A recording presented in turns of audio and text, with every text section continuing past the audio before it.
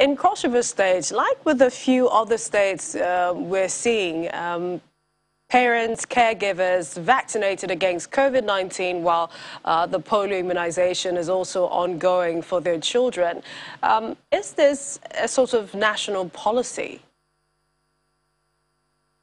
So it's not a national policy. For us in Cross River State, we are having an integrated state policy on vaccination. So we want to be able to use the same health workers that are going out in teams to the field to get children vaccinated against polio, to do the same to their caregivers, vaccinating them against COVID.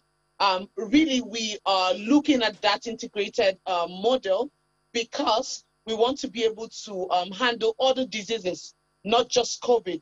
We want to be able to deal with COVID, provide the vaccines for COVID. We want to be able to provide vaccines for polio, for other hepatitis and the rest of them. Most important is the fact that we have limited manpower, not just in Cross River State, but all across the nation. And we continue to stretch the same health workers to do the same thing at different times. So what we simply did was to come up with a strategy where we increased the number of team members, and then we assigned them, some to COVID, some to polio vaccination, some to other vaccinations. And so once you go into a community, into a household, you vaccinate the child against polio, and then you vaccinate the caregiver, the father, the mother, or any adult above 18 against COVID. And then, of course, in the same vein, we try to do screening for malnutrition when we find children who are malnourished, severely malnourished, and then, of course, other interventions which they go out with as a team. So you and I both know how some people are still skeptical about taking the COVID-19 vaccines. Should the caregiver or parents hesitate to take the vaccine while on this polio drive, what happens then? Okay, so it's not compulsory. However, the health workers have been taught on best of ways to advocate and engage with caregivers at the community level. At this point, we have over 500 million persons worldwide who have taken the COVID-19 vaccines already. So there's really nothing to be afraid of.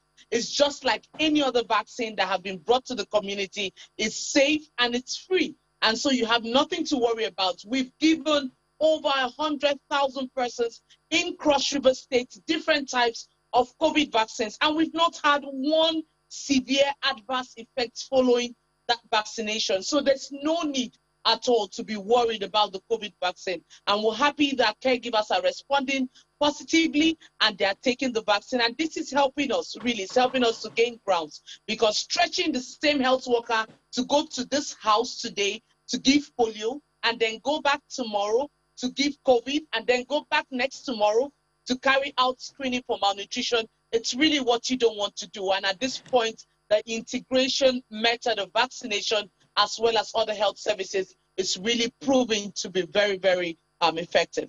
Quite a lot of work for the health workers, but as health commissioner, chairman of the Health Commissioners Forum, for the next batch of vaccines, what more are you learning as to when they'll arrive?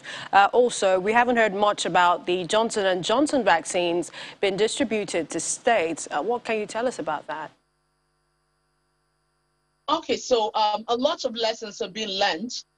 In the first vaccination rollout for COVID-19, we didn't carry out the integrated method, and we had a lot of issues around logistics, funding it from the national, and several other concerns that came up with it. For this second phase, we had to come up with the integrated method just to cover more grounds, reach more persons, and have also really eliminate the issue of missed opportunity.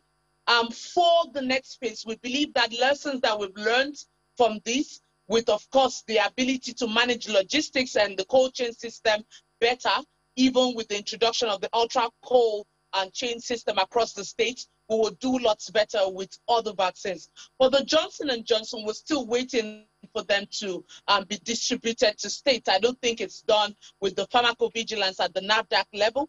We have not received them in states yet.